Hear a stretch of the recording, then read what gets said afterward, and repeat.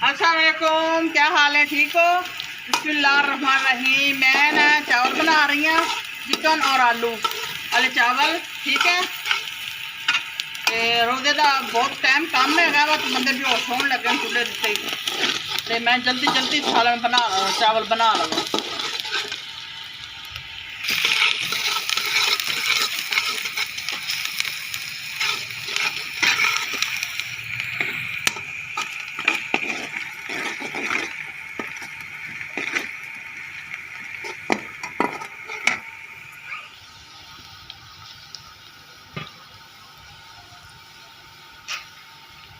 आलू अच्छी जागो है, आलू जागो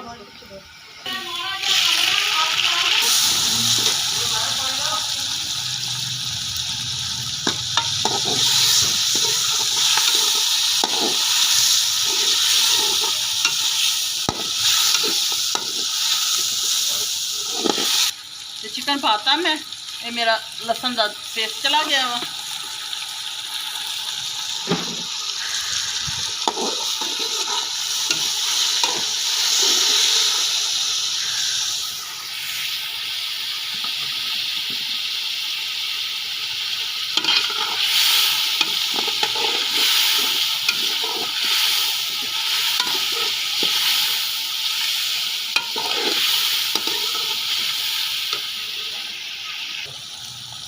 फिर आलू अच्छा था नहीं, मिर्ची पाती है मैं।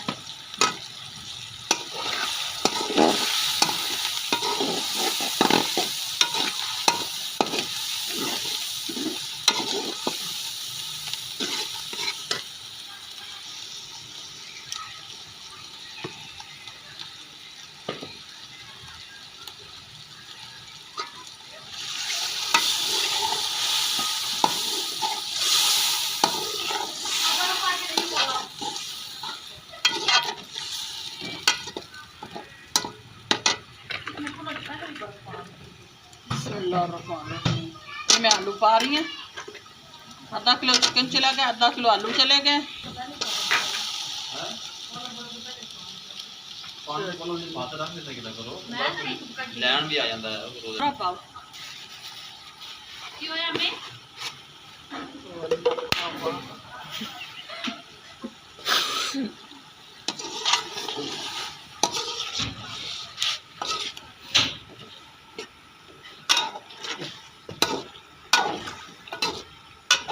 कि मेरे मुंह तो खोल लगे खड़े ने।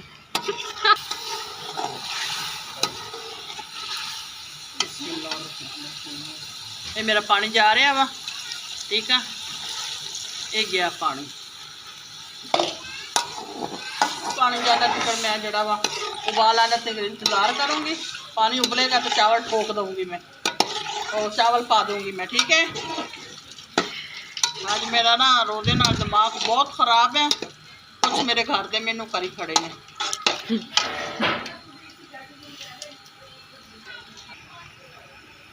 ये मेरा ही बिरयानी मसाला जा रहा है 2 चम्मच।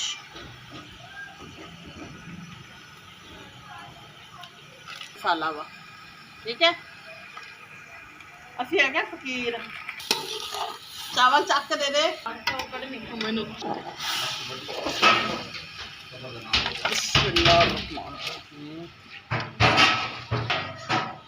नमक चा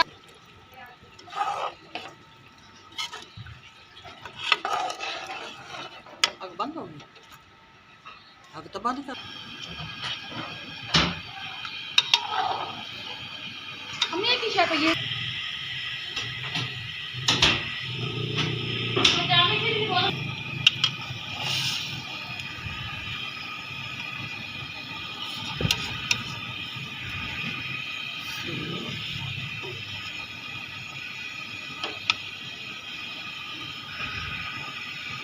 दिल करता पानी ठंडे के विच हाथ रख के बैठ।